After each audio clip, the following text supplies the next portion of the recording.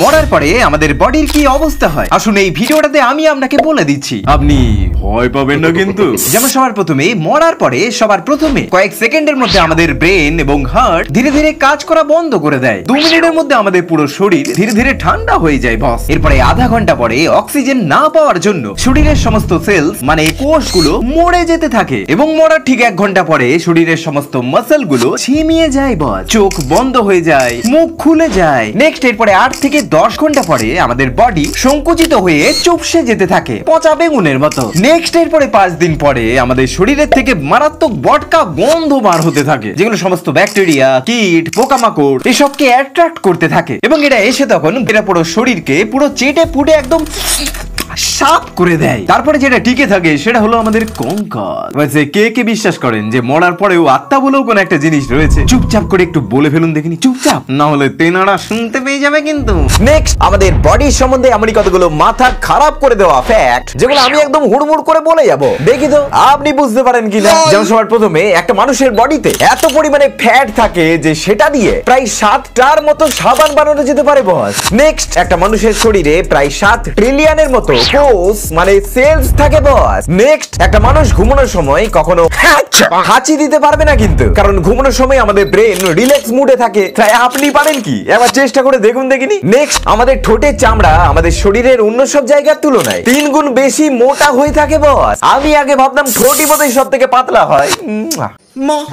Next যদি আপনি রোজ কিছুই না খান এবং আপনি যদি শুধু খরগোশের মাংস খান তাহলে প্রোটিন পয়জনিং এর জন্য 5 দিনের মধ্যে আপনি টপকে যাবেন বস। নেক্সট আমাদের শরীরে এত পরিমাণে কার্বন রয়েছে যেটা দিয়ে প্রায় 9000-এর মতো পেন্সিলের লিড মানে পেন্সিলের শীষ বানানো যেতে পারে বস।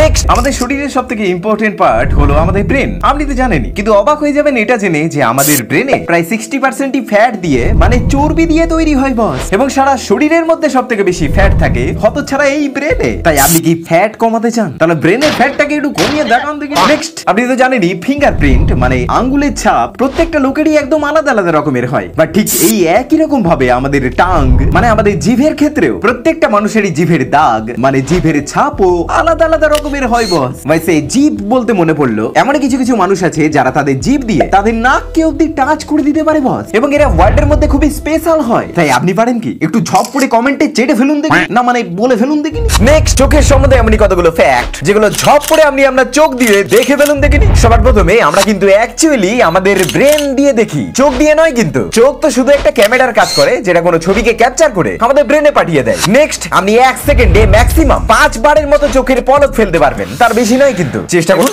নেক্সট রিসার্চ থেকে জানা গেছে যে যদি আপনি চিপে একদম টাইট করে আমরা চোখকে বাঁধেন তাহলে এতে চোখের দৃষ্টি কমে যেতে পারে বস। তাই বলে কি কানামাছিটা একটু কম খেলবেন। নেক্সট জন্মের সময় সব বাচ্চাই কালার ব্লাইন্ড হয়, তারা জন্মের পরে কিছুটা এরকম করে চারিদিকটাকে দেখতে পায়। নেক্সট কম আলোতে পড়লে আমাদের চোখ খারাপ হয় না, কিন্তু হ্যাঁ কম আলোতে পড়লে আমাদের চোখ ক্লান্ত হয়ে যায়, ব্যথা করতে থাকে, আর কিছুই না। নেক্সট আপনি আপনার ছানা পড়া চোখ নিয়ে ম্যাক্সিমাম 15 কিলোমিটার অবধি দেখতে পারবেন, তবে হ্যাঁ যাদের 4-4টে চোখ তারা কিন্তু দেখতে পাবেন না। এবং নেক্সট আগুনে কিন্তু আমাদের চোখ কখনো পড়ে না, বরং মোমের মতো গলে যায় বস। বিশ্বাস না হলে আর বিশ্বাস করতে হবে নাই। এবার কি আমার চোখটাকে জ্বালিয়ে দেখাবো নাকি?